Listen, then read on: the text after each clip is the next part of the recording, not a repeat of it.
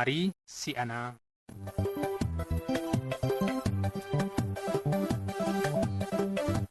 Qophii kanaan dhimmoonni siyaasaa, dinagdee fi hawaasummaa bal'inaan ittiin dhiyaatu.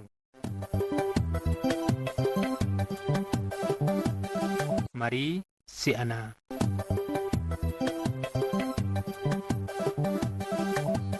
Akkam jirtu kabajamtoota dhaggeeffattoota keenya, kun sagantaa keenya marii si'anaa kan torbanitti yeroo kana isin bira ga'udha. Sagantaa keenya har'aatiin dhukkuba busaa ittisuu irratti kan bu'uureffannedha. Sagantichaa waliin turtii kan isin faana taasisu ani Moosiis Saaffaa.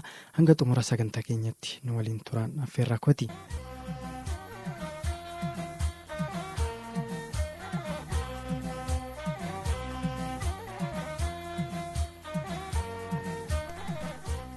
Dhukkubni busaa rakkoolee fayyaa hawaasaa gurguddoo keessaa isaa tokkodha. Dhibeen busaa kan namarraa namatti daddarbu karaa bookee busaa ishee dhaltuu anoofilees jedhamuun beekamtu ta'uu ishee ni beekama. Maxxantoonni busaa nama qabsiisan seelii dhiiga diimaa keessatti kan wal horan yoo ta'u, mallattoo ho'a qaamaa, qorri namatti dhaga'amuu fi wallaaluu akkasumas du'a fida. Waqtiin amma keessa jirru waqtii dhukkubni busaa itti mul'achuu danda'udha waan ta'eef akka bulchiinsa sablammii Oromootti haalli dhukkuba kanaa maalirra jira kan jedhuu fi hawaasni dhukkuba kana ofirraa ittisuuf maal gochaa jira kan jedhu irratti hawaasa aanaa Dawaa Caffaa ka'umsa kan godhanne. Dirisa sannaan jedhanii aanaa Dawaa Caffaa jiraata ganda garbiiti. Dhibee busaa wajjin wal qabatee haalli jiru busaan akkuma beekamu yeroo itti horu yookaan immoo bookeen busaa yeroo itti horu amma gartee roobi gannaa immoo Ciisa naannoo keenyaatti gara duubaa butoteera. Ammallee haala qabatamaa roobaa jiruuf bookeen busaa hin jira. Kanaa wajjin wal qabatee maatiin bakka dukkan dhukkubsatu hedduutu jira. Gara mana yaalaattis kan geessamuma jira. Kanaafuu dhibeen busaa kun akkas ummatichi wanni godhan jiru, wanni to'annoon godhames hin jiru immoo gama mootummaatiin. Maqaan kiyya Zahraa Shee Mahmudaan jedhama. Dhukkubni busaadhaa naannoo keenya baay'eedhaan jira. Baay'eedhaan mul'ata. Uummanni sila duraan ofirraa ittisuudha yaalii hedduu goonee jira. Saamintii naannoo xadda'uudhaan baala minaamini goggorsuudhaan mokkoraa goone garuu lafni keenya lafa diriiraa laata gamta taheefu bishaan waggaa dhufeechumatti qabatee taa'a. Bakka adda addaa bishaan taqwaxxaree ta'a achirraa waggattii qilleensiif didee nutti dhufee mana naqa. Baay'ee holotaadha saaxilamnee jiranii gizee walitti ammaa kana keessatti. Haalli busaatis hedduudha nu mudataa jira. Kanuma kanaan wal qabatee wal'aansi karaa mootummaatiin godhamu gaarii ta'ee garuu gahaa miti. Agoobarri gashashaniin kennama ture ammaaf ummati agoobarri fayyadamaa hin jiru. Maqaan kiyya Hussein Hassanin jedhama. Ganda garbiirraa harri keessa jirru waqtii wanni ta'e waan ta'eef busaan darbee mul'ata akka ganda keenyaatti. Abduu Sayyid Ibraahimin jedhama. Itti gaafatamaa waajjira fayyaati. Dhukkubni busaadhaa dhukkuba bookee busaa anoofilees moskaayitoo kan jedhamuudhaan bokkeedhaan namarraa namatti daddarbuuti. Kan haga lubbuu dhala namaa hubuu danda'udha. Keessattuu dhukkubni kun mallattoolee qaama ho'isuu, ol baasuu akkasumas humnaa ol mataa dhukkubbii kan mallattoolee akkasii agarsiisudha. Akka qabatama biyya keenyaatti dhukkuboota fayyaa uummataa irratti dhiibbaa geessisan keessaa kan sadarkaa olaanaa keessatti lakkaa'amudha. Akka qabatama naannoo biyyaattis qabatama naannoo keenyaattis haguma aanaa keenyaattis dhibeen kun baay'inaan kan babal'achaa jiruu fi hedduu irrattis kan hojjetamaa jirudha. Kamiin daddarbuu danda'a dhukkubni kun haala ittiin daddarbuu danda'usa? Egaa bookeen busaadhaa akkasiin jedhe bookee anoofilees moskaayitoo kan jedhamtu bookee busaa dhaltuudhaan kan namarraa namatti daddarbudha. Nama bookee dhibee busaatiin qabame kan hubame jechuudha. Dhiiga isaa deemtee bookee nyaattee dhiigaan kan darbu nama sanirraa gara nama fayyaatti bookeetti daddabarsa. Kunis bakkee wal hormaata isaaniitii wajjin wal qabatee bookeen bal'inaan akka babal'atanii uummata irratti dhiibbaa geessisuu haalli itti gochuu danda'amu jira. Garuu namarraa namatti kan darbu bookee busaa dhaltuu anoofilees moskaayitoo jedhamtuudhaan.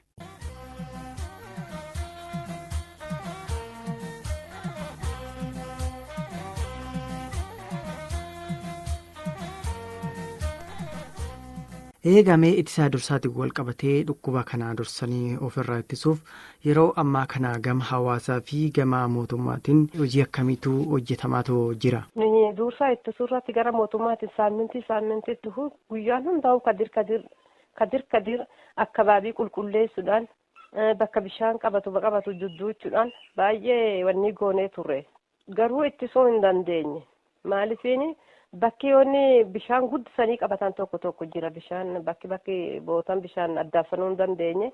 Bakka sanii qilleensi sabaasabee dhufee manatti nutti naqa bakka waggaa qilleensi dhufee hin dhufa bakka. Tattaaffiin uummata karaa wal'aansa fayyaatiin xannoon kennamee lolaa ofirraa gogsuu, maaxaa ofirraa cafacafuu haala kanaan qophii dursaatiin hojjetamee ofirraa ittisaatu jira.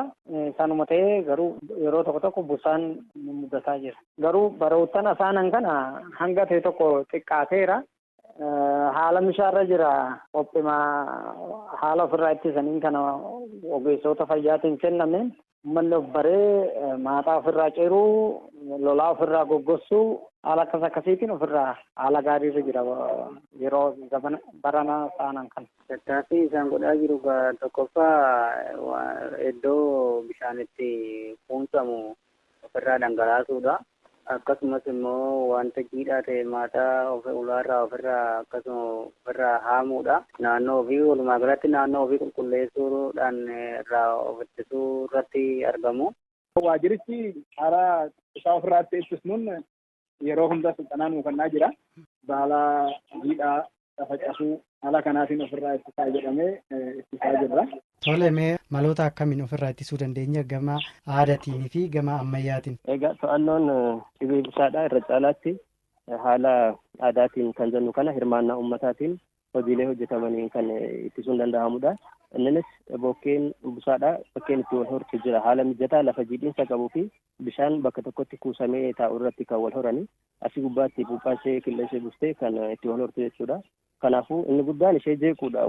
Bakka wal hormaata isheedhaaf mijataa ta'an san balleessuu, kan bishaan qabateeru bishaan sana yaasuu, dhabamsiisuu, lafa bishaan qabachuu danda'u duuchuu, akkasumas margaa fi wantoota maaxaa ta'anii naannaa tokko san irratti kuufamanii bakka hormaata isaaniif mijataa ta'e haamuudhaa fi qulqulleessuudhaan hawaasni ofuma isaatii haala dhibee busaa kana bokkeessuun akka naannaa isaa irratti wal horre jechuudhaan ittisuun hin danda'ama. Gama biraatiin immoo haala qabatamaa amma jiruun istiraateejiin ta'anii irra jiran bokkee busaa ittisuudhaaf innis inni tokko isaa ammas hin jedhe kana hirmaannaa uummataatiin to'annaa fi hordofii naannoo hojjechuudhaan inni itti aanu agoobara fayyadamuudha. Agoobara abbaan warraa hundi mana isaatti saaphana siree irratti fayyadamuudhaan haalli akka hin hubamne ta'u jira. Inni biraa farra keemikaalaa bokkee busaatiif ta'u kan qophaa'u jira kan mana irrattii fi naannaa irratti biifame ji'a jahaaf kan tajaajilu bokkeen busaadha. Naannaa isaa irra qubattee akka isheen wannoon hin jenne kan biifamudha. Inni kun hojii dursa irratti hojjetamu. Kana caalaatti hojiilee hojjetamuu danda'an sakatta'insa namoota mallattoo dhibee busaa agarsiisan hunda qorannoo taasisuudha. Qorannoon taasifamee namoota irratti argame dafanii wal'aansa akka argatan gochuu. Dawaan tirimaakiyuun jedhamu jira kan nama tokkorraa nama tokkotti isa qabame sanirraa kaanitti akka hin dabarre kan addaan kutu keessattuu isa san dafanii akka fudhatan gochuudhaan nama qabameerra nama biraatti akka hin dabarre haalli itti godhamu jira. Egaa qabameen booda wal'aansaa jechuudha inni dhuma. Wal'aansa yeroo isaa eeggate gosa dhukkubichaatii fi gosoota busaa jiran keessaa isa qoricha isaaf ta'u laachuudhaan namni sun dafee akka fayyu gochuun. Akka naannoo keessanitti miidhaa dhukkubni kun geessisaa ta'u jiru mee maal fakkaata? Waqtiin kun waqtii asmaraati, waqtii aramaati. Gabareen hedduun bakka manatti dhukkubsatee deddeebi'aa jira. Ijoolleen barattuus hedduutu amma barnootaarra waqtiin barnootaa barumsi banamee jira. Kan hoosatan hedduutu jira. Daa'imni hedduunis hoosatanii jiranii. Miidhaa hedduu gahanii jiranii akka ganda keenyatti miidhaa guddaa nurraan gahe. Ammas ulfaataa ta'uu baatus darbee hin jira. Hawaasni garuu haaluma naannoo ofii qulqulleessuudhaan akkasumas immoo inni agoobara qabu kanuma fayyadamaadhuma akkasumaan daddabarsaa jiran malee darbee numa jira. Haa ta'u malee yeroo dhukkubsatan garuu dafanii gara mana yaalaa deemuutu argama. Kanaafuu miidhaan inni geessise hedduu hin jiru. Akka ganda keenyaatti mishaa jira. Baay'ina namni irratti dhukkubsataan jiru. Akka waradaa keenyaatti baay'inni bishaadhaan miidhamaa jira. Akka ganda keenyaatti garuu gaariidha homaan jedhu. Mee gamaa hubannoo uumuutiin immoo keessumaa eksteeshinii fayyaa fi akkasuma ogeessolii fayyaa hawaasni dhibee kana dursee ofirraa ittisuudhaa fi hubannoo akkamiitu hawaasaaf taasifamaatu jira. Nuu kennamani guyyuma duraatiin lafuma duraa gannumaan duraatti jiini dhufu kun ganna busaan hin baay'ataa takka saanzaraa qabdan isa tarsa'allee haa ta'u hodhadhaa fayyadamaadha. Bakka bishaan qabatu meeshaalee adda addaa meeshaalee caccabaa mana jalaa dallaa jalaa waan akka shaaklaa waan akka buqqee midhaanii bakka bishaan qabatu akka feestaalii midhaanii ofirraa gubaa akka adii keessana adda addaa coqorsa midhaanii naamaa jedhanii gorsi hedduun maraa hedduun addaanii nuu kennamee jira. Ammallee guyyaan dhihoollee bakka waa'ee hoolotaa kana baay'ee nu mari'achiisanii jiran bakka uummanni da'ataa deemaa jira naannoo keessan qulqulleeffadhaa akka of eegaa hamma dandahamaa ta'e mana keessan. Maskootii banadhaatii waan adda akka manni ifa argatu bakka dukkanaatti teessisanii gorsa hedduu nu laataa turan. Ogeessonni fayyaa ni kennanii haala lafa haroo qabatu ofirraa gogsuu maaxaa ciruu haala kanaan akka qophii dursaatiin ofirraa ittisamu deeggarsi kennamaa jira karaa ogeessa fayyaatiin. Aramaan taane sirriidha qincee aganciraa wantoota akkasii kana ogeessota qonnaatiin hubannoon uumame. Akkasuma waajjira fayyaatii wajjin ta'uudhaan akka aramaan qincee kana osoo hin daraarin dura aramamee akka gogu gochaatii jirra. Haa ta'u malee uummanni waa'ee miidiyaa adda addaatis waan hordofuuf gama qulqullinaatiin immoo qulqullina eeggata. Haa ta'u malee gama ofirraa ittisuutiin immoo deeggarsi godhamuu qabu silaa tokkoffaa goobada kana jennee kun hin jiru. Gama gorsaatiin garuu sekiiniin fayyaa gorsa godhaa jiranii baay'een dinqisiifadha. Hubannoo irratti waajjirichi yeroodhaan sanaa gadi buusa. Dhimma dubartootaa, waldaa dubartootaa, dargaggootaa torbeedhaan sagantaan bakkee bishaan qottore keessaa gadi yaasu buutoo banuu. Inni kun sagantaa haala kanaatiin gaggeeffama. Torbeedhaan sagantaan kanaan gaggeeffama. Torbeedhaan gadi bahee bakkee bishaan wanni jedhee ruyyaasa. Buuntoo cufameeru hin bana. Garuu namoonni kana gaggeessan immoo waldaa dubartootaa fi dargaggoota miseensota paartii badhaadhinaa jechuudha. Isaan kun waliin qindoomanii eksteeshiniin kana haala kana marraate haala kanaatiin of eeggannoon ni godhamaa jira ganda keenya irratti gaariidha busaan hammanatti jabaan. Egaa dhibeen busaadhaa akka aanaa keenyaatti bakka weerarri busaadhaa jira jedhamee qabatamaan jirudha. Keessattuu bara 2016 2017 haalli lakkoofsa nama olaa baay'ina qabu itti hubaa ture jira. 2016 irratti baay'inaan haala weerara jedhamuun kan turedha. 2017 fooyyee qaba garuu haga barbaadamu san gadi bu'uu baatus fooyyee qaba. Sunis maali hojiilee hojjetamaa jiraniin kan gadi bu'e malee lafichi haalli qabatamaa aanicaatii fi naannoo keenya wal hormaataa fi baay'ina dhibee busaatiif mijataa kan ta'edha. Bara kanallee ammas haalli roobni haala mijataa uuma. Si'a tokko roobee si'a tokko gidduudhaan boqonnaa godhee ammas yeroo roobu wal hormaata isaaniitiif mijataa ta'a. Achi keessatti haalli dhibeensaa gidduudhaan ol ka'ee gadi bu'u haalli akkasii jira. Keessattuu garuu amma hordoffii fi to'annoo naannoo irratti hojjetamaa jiruun hirmaannaa uummataatiin taasifamaa jiruun akka gadi bu'u haalli taasifameeru jira. Hojiilee ittisa dursaatiin wal qabatee dursa dhibee kana ofirraa ittisuu irratti hojiilee akkamiitu hojjetamaatoo jira akka naannoo keessanitti akkasumas gama hubannoo uumuutiin wal qabatee ogeessonni fayyaa akkasumas eksteeshinii fayyaa fi qabeessonni hubannoo akkamii hawaasaaf uumaatoo jiru. Egaa ittisa dhibee busaatiin wal qabatee akkuma asileetiin jechaa ture ejjennoodhaan xiyyeeffannaa addaatiin weerara ammaan dura keessa turame irraa haala baratameen dursa of baraaruu wayya kan jedhuun gandoota aanichaa hundarratti haalli hubannoo bal'aan uumamaa jira. Ogeessota fayyaatiin sadarkaa buufata fayyaatiin guyyaa guyyaadhaan barnoota kennamu irratti kennama. Ammallee gandoota hundarratti waltajjiilee adda addaatii fi akkasumas gurmiin caasaa gamtaa dubartootaa kan jedhamu jira. Isaan leenjisanii leenjii fudhatan san gara hawaasaatti gurmii isaan jala jiraniin mana hundarratti haalli hubannoo bal'aan itti uumamaa jiru jira. Hojiilee isaan wajjinis qindeeffamee hojiin ittisaaf to'annoo dhibee busaadhaa bal'inaan kan hojjetamaa jiru. Kunis hubannoon inni guddaan haala naannawa isaaniitii fi to'annoo hordoffii mana isaanii irratti taasisuu qabaniin kan inni jennee yaadnusi.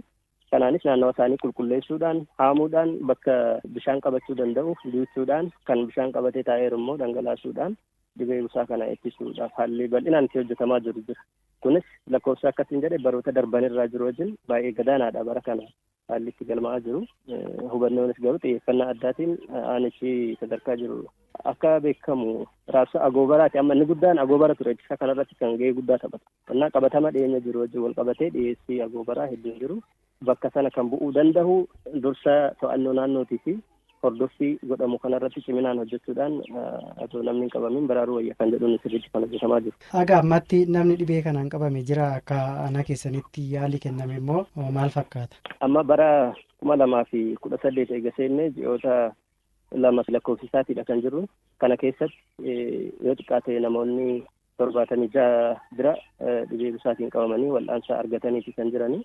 Kunis haala amma jiruun yoo xiqqaate wanni istaandaardii baay'ina nama qabamuutiin warabsiin yookaan weerara jechisiisuu danda'u irratti haala jiru qabatamaan ji'a 2 keessatti garuu kan baroota darbanii teejjiin yeroo wal dorgomsiiste gadaanaadha jechuudhaan ka'e malee dhibeensaa jira amma. Haga ammaatti du'a bara 2017 18 ji'oota 3 darbee keessatti du'ii galmaa'ee hin jiru. Guutuu isaaniitu dandamachaatiidha kan jira. Haga ammaa namni lubbuun darbe hin jiru. Namni dhibee busaatiin lubbuun darbe hin jiru. Maqaan kiyya Anshaa Muhammad Disuuf Itti qajeelcha fayyaa godina saba Oromooti. Dhibee busaa wajjin wal qabatee yeroo ammaa miidhaan qaqqabsiisaa jiru gara yerootti haalli hir'achaa dhufee jira. Immoo kan ta'uu danda'e gandoota dhibee busaan baay'inaan irratti mul'atan adda baafachuudhaan fakkeenyaaf akka godina keenyaatti gandoota 129tu jira. San keessaa gandoota 51 adda baafachuudhaan xiyyeeffannoodhaan gandoota sanarratti hojjechaa jiru ni jira. Immoo torbeedhaan yeroo ilaallu amma torbee darbensan keessatti gara 189 ture torbee 38ffaa irratti kan riippoortiin nu ta'ee ture. Xiyyeeffannoodhaan irratti hojjechuu keenyaan gara parsantii 30 ol harritti hir'isne ni jira. Amma haala gaariin haalli itti hojjechaa jiru ni jira. Gama hubannoo immoo wajjin wal qabatee buufata fayyaa irrattis akkasumas hawaasa keenya sochoosuudhaan eksteeshiniin fayyaa keenya gara gandootaa seenanii uummata keenya akka barsiisan haalli itti goonu ni jira. Inni tokkoffaan mallattoo dhukkuba busaa haalaan akka beekan. Lammaffaan immoo bakka bookeen busaa itti wal horu akka itti ittisan haalli itti barsiisaa jiru ni jira. Haamuudhaan, dhangalaasuudhaan, qulqulleessuudhaan akka hojjechuu qaban haalli itti barsiisaa jiru ni jira. Kana malees immoo BHL kan jedhamu gandaan kan gurmeessanii jira village health leader kan jedhamani. Isaan immoo hugumaan hubannoo uumuudhaan busaa kanarratti akka hugumaan hojjetan haalli itti hojjechaa jiru ni jira. Ji'oota 2 darban kana keessatti namoota 10,490 uummata keenyaaf hubannoo uumne. Kana malees immoo torbeedhaan guyyaan jimaata qulqullina naannoo isaanii irratti sirriitti akka hojjetan torbeedhaan hanuunni hundinuu gandootaan gooxii isaaniitiin bahanii haalli itti hojjetan ni jira. Kan immoo ni to'anneefa isaanii wajjin haalli itti deemaa jiru.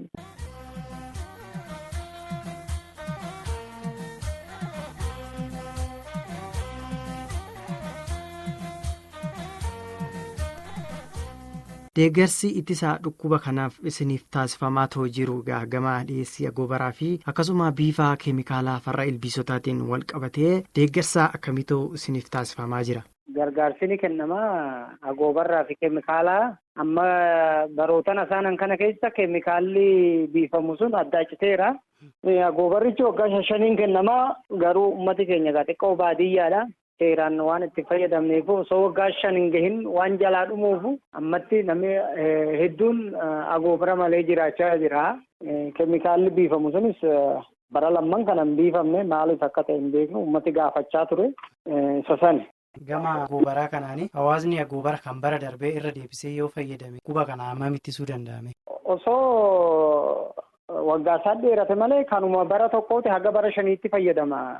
Karoorichi kan itti kennama garuu bara 5 turuu hin danda'u. Mana baadiyyaa kanatti haala kunuunsa agoobaraa sanirraa kan ka'e waggaa 5 turuu malee osoo ture namni tokko osoo busaan hin qabamin baratti darba jechuu ture. Garuu haa ta'u malee agoobarichi bara 5 nama faana turuu hin danda'u.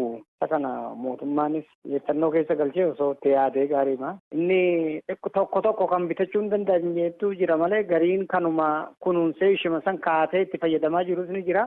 Kaan ammoo xiqqoo gugaa bitateetis itti fayyadamu ni jira malee agoobarumaan jiraachaa jira. Ummati irra caalaan. Duraan bara 5 bara 6 akka irraa isaan zaraa nuu kennanii riqiitti sulaa hularra deemanii nu rachaa turanii amma oddoo kana hin jiru bakka bara isaanii kana hin jiran nuu kennan. Agoobarri waan zaraan kan kenname lola kaabaatiin jiru jechuudha. Argatanii goobarri hin kennamne kana wajjin wal qabatee rakkoo jira jechuun ba'a. Haa ta'u malee immoo osoo goobarrichi osoo kenname baay'ee irra caalaa immoo eeggannoo cimsu ta'a. Goobarri kun garuu akka godina keenyaatti erga kenname oolee buleera. Zaraan tureera baata kenname amma uummatee amma inni tokko hamma ofii bitachuu bira gahee inni hafa qalleeyyii ta'e silaa akkuma jedhu kana miidhamarra jira. Malee mootummaan deeggarsiisaadhaa hubannoo kennuu fi haala kanaan ofirraa eegaa jechuu malee harkaawwan nu laatame hin jiru jechuun zaraanis hin jiru. Mee dhiyeessii meeshaalee farra keemikaala ilbiisotaa kanneen akka goobaraa ittiin wal qabate hawaasni akka waan deeggarsi kennamaa fi hin jirreetti kan isaan komii kaasanii mee deeggarsa akkamiitu taasifamaa fi jira?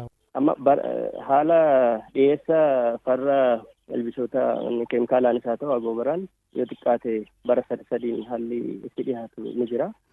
Garuu haala qabatamaa biyya keenyaatiin ta'e haala dhiyeessaatiin yeroo inni itti raabsamuu qabu waggaa 2-3 darbaa jira. Kanaanis baay'inaan manoota hedduurratti agoobara dulloomee yookaan tatatta'ee yeroo isaatti darbe akkasii kan jiru malee qabatamaan uummanni keenya bal'inaan hin qabu. Haala gara magaalaatti kan dhiyaatu haala itti fayyadamas waan beekuuf gabaayarraa wantoota adda addaatiin carraa bituudhaan argatee itti fayyadamu kan fayyadamaa ture. Haa ta'u malee akka aanaa keenyaatti akka carraa ta'ee qaama NGO addaatiin dhiyeenya kana agoobarri muraasni haalli nu dhufe jira. Ishee san qaama hedduu dhibee busaatiif hubamoo kan ta'anii fi miidhaan irra caalaatti irra gahuu danda'a kan jedhamee yaadamuuf haadholii ulfaa daa'imman waggaa 5 gadiitii fi akkasumas namoota guguddoo ta'an isaan irratti xiyyeeffachuudhaan haalli haga ta'e raabsinee dhaqqabsiisuudhaaf yaalamuu jira.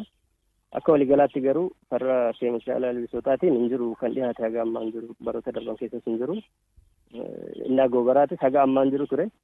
Dhiyeenya kana guyyaa 15 kana keessa dhiyeessa lakkoofsa uummataatii fi baay'ina abbaa warraa jiruun kan wal gituu miti haga ta'e argamte ishee san garuu raabsaatiidha kan jiru. Akka xiyyeeffannaa addaa barbaaduu fi qaamota irra caalaa hubamoo ta'anis dhaqqabsiisaatiidha kan jiru. Hanqinni akkuma itti fufeetti kan jiru qaama garii kenninee qaama garii osoo hin kennin hafneetu komii adda addaa haalli itti kaasaa jiru jira. Kan garuu hubannoo bal'aa uumuudhaan hubachiisuudhaan bakka xiyyeeffannaa addaa dhibee busaatiif saaxilamaadha irra caalaa saaxilamaa jennu irratti adda baasnee ammallee qaamota akkanaatti kennine jennee haala hubachiisuutiin kan hubannoo jirru malee haala dhukkubicha dandamachuu dandeessisuun qabeenyi dhiyeessii dhiyaates hin jiru raabsi kennamas hin jiru. Dhiyeessaa wajjin wal qabatee yaalaa fi qoricha dhiyeessaa wajjin wal qabatee rakkoon hin jiru. Gama agoobaraatiin garuu yeroo ilaallu barootaan 4 darbe dura kan agoobariin nu dhufe amma irratti naannoon kan nu laate aanaa tokko qofaadha. Aanaa tokko qofaaf kan agoobarii nu laachuu danda'e. Agoobarii 11,300 nu qaqqabee aanaa saniif namoota muraasaaf haalitti raabsine ni jira. Ta'us garuu ni amma asirratti kan hojjechaa jirru aanonni agoobara kanaan dura harka isaanii qaqqabee fayyadamaa turan haala itti fayyadama isaanii sirriitti akka gara hojii galchan goone kan to'achaa jirru. Haala kanaan kan agoobarii kan deemaa jiru. Keemikaala hojii wal qabatee bakka bokeen busaa itti wal horu adda baafachuudhaan veektar koontirool haalli hojjenne ni jira. Haala saniin amma haalli xiyyeeffannoo itti goonee hojjechaa jiru ni jira. Gama dhiyeessaatiin agoobara irratti rakkoon ni jira. Haala barbaadamuun uummata keenyaaf haalli ittiin qaqqabsiifne hin jiru. Aanaa 7 qabna. Aanaa 7 keessaa aanaa tokko qofa barana irratti kan nu laatame.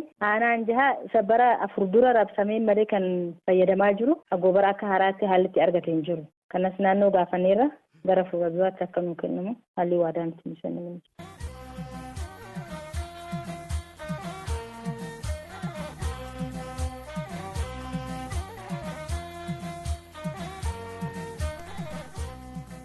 Mee dhuma irratti immoo dhaamsaa maal qabdu hawaasaa fi qaama dhimmi ilaallatu hundaaf waliin ta'anii dhukkuba kana hir'isuudhaa fi yookaas immoo dhukkuba kana dhabamsiisuudhaa fi mee dhaamsaa akkamii qabdu? Ani wanni dhaamusi sooddoo akkuma hoosateen karaa mana yaalaa deemee dhiiga ofii of ilaalchisee qoricha sooddoo argatuu qabaan jira. Mallattoon lolota adda addaa waggaa irratti mul'ate akka dhaamochiisuu akka dietee midhaan jibbisuu ol jechisiisu wanni akka kanaa kun waggaa irratti mul'ate mana haakimee deemanii daddafanii akka qoricha argatan akka ganaa immoo busaan jiraatu ummanni hubatuu qaba bakka moftii busaa gamta taate wantoonni mallattoon akkanaa kun waggaa irratti argate mana haakimii keenya dhihooma irratti argamaa sooddoo dhannee dhiiga keenya laalamnee qoricha argatnee jalaa baraaruu hin dandeenyan jedhan. Malli aadaatis ni jira haalli ofirraa dhukkuba kana ittisaniini inni tokko bakka goobarri hin jirretti aara midhaan fayyadamanii akka bookeessni mana keessa hin galle godhanii bookee busaarraa mana isaanii bilisa godhuudhaan inni lamaffaan akkuma gisee jenne haroo qabate goggogsuu maaxaa ofirraa ciruu haala kanaan haala aadaatiin ofirraa eeguun ni danda'ama. Jalqaba mana yaalaa deemaa maramaa yeroo dhukkubni kun irra mul'ate qoricha yaalaa fudhataa. Qoricha mootummaan dhiyeesseera waan ta'eef baasii malee qoricha isa fudhatee haalaan fayyadamee irraa fayyuu danda'anidha. Uummataaf wanni dhaamsa laaddu uummati of eeguu qaba. Har'a maatiin takka nama jalaa dhukkubsachuu jechuun mana yaaliin waan hin danda'amneef inni duraa bakkee bishaan qabatu ofirraa yaasuu jechuudha. Inni biraa meeshaa caccabaa bishaan fattoree taa'u goommaa akka maalii ofirraa marsuu. Baala amma dallaa har'a jiru kan ofirraa cafacafu haalli biimbeedhaa waan baala jalatti hortuuf isa kana ofirraa eeguun uummata keenya irraa inni eegama jechuun barbaada. Namni dhibee kanaan qabame inni tokko wanneen xeenaa isteeshinii waan nu bira jirtuuf dafee gara xeenaa isteeshiniidhaa mucaa isa dhukkube agarsiisu. Inni biraa immoo gorobeeta ofii kana marammaru. Namni kana dhibee kanaatiin qabame dura dabarsee gara xeenaa xaabiyaa deemu qoqqoba isaadhaatis immoo marammarsiisu godhamuu qabaan jedha. Egaan akka waajjira aanaa keenyaatti yookaan akka ogeessa fayyaa tokkotti wanti hin dhaamu irra caalaatti dhibee busaa kana ittisuudhaaf inni jalqabaa haala naannaa ofii to'achuu fi qulqullina naannaa ofii eeguu bakka bookee busaatiif wal hormaata bookee busaatiif mijataa ta'e dhabamsiisuu fi hordoffii cimaa taasisuudhaan naannaa fi qulqulleessuudhaan hojiilee hirmaannaa uummataatiin hojjetaman dammaqinaan hojjechuu akka barbaachisu manni bal'aan beekee dhukkuba nama ajjeesuu fi miidhaa guddaa geessisuu danda'u kana ofirraa akka dandamachuu qaban gama tokkoon dhaamsa dabarsuu nan barbaada. Akka ogeessota fayyaatii fi dhaabbata fayyaa tokkotti immoo dhaabbileen mootummaatis ta'e dhaabbileen dhuunfaadhaa kan fayyaa dhimma kana ajandaa guddaa godhamee hubannoo bal'aan uumame manni keenya haga gaditti maalummaa dhukkubichaatii fi haala itti to'annoo gochuu danda'amu irratti hubannoo bal'aa uumuudhaan uummata keenya ofirraatti akka danda'an gochuunis hin barbaachisa. Qaama dhiyeessa kana dhiyeessuu danda'u gama dhaabbata fayyaatiin yookaan ministeera fayyaarraa ka'ee haga naannootti gadi jirutti kan ilaallatu immoo inni biraa dhiyeessa wajjin wal qabateeti. Rakkoon biyyi keenya irra caalaatti dhiyeenya kana rakkachaa jiru dhiyeessa wajjin aanaan keenya akka carraa ta'ee dhiyeessa argamtu kanaan malee aanonni kaan godinuma keenya keessattuu kan dhiyeessa argachaa jiranii miti. Kanaaf dhaabbileen gama fayyaatiin deeggarsa adda addaa gochuu danda'an dhiyeessa saaphana sireedhaa yookaan agoobaraa kana xiyyeeffannaa addaatiin bifa deeggarsaatiin dhiyeessuu osoo danda'anii kan jedhu isaanis illee dhiyeessuun barbaada.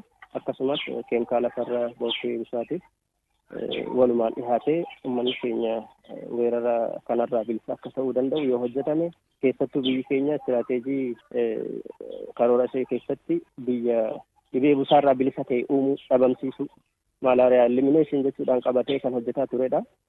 Isa san milkeessuudhaaf keessattuu dhiyeessii agoobaraatii fi farra keemikaalaa kun baay'ee barbaachisaadha kan ta'u. Isa san itti yaadamee yoo uummataaf kan dhiyaachuu danda'e ta'e gaariidha kan jedhu kan dhaamuu barbaadu. Dhukkuba kana gara fuulduraatti dhabamsiisuudhaaf kan hojjechaa jirru hirmaannaa uummata keenyaa dabaluudhaan qulqullina naannoo irratti haalaan akka hojjetan dhibee busaa kana irratti haalli itti barsiisee jiru ni jira. Ta'us garuu gama keenyaa hirriinni agoobaris waan jiruuf itti fayyadama agoobarii irratti sugumaan haalaan hubannoo uumuu rakkoo waan jiruuf kan irratti nu hugumaan xiyyeeffannoo goone haalli itti hojjennu ni jira. Haala saniin gara fuulduraatti godina keenya irraa dhibee kana ni dhabamsiisnee haalli itti hojjechaa jiru. Uummata keenyaaf dhaamsi guddaan nuyi qabnu dhibee kana dhabamsiisuudhaaf hirmaannaan isaanii baay'ee barbaachisaa waan ta'eef haalaan kanarratti hojjechuu qabani. Gama mootummaatiin immoo dhiyeessaa irratti ispeeshaalii agoobarii keemikaala irratti haalaan yoo dhiyaate namoonni wajjin ta'uudhaan dhibee kana godina keenya irraa dhabamsiisuun ni danda'ama kan jedhu qaba.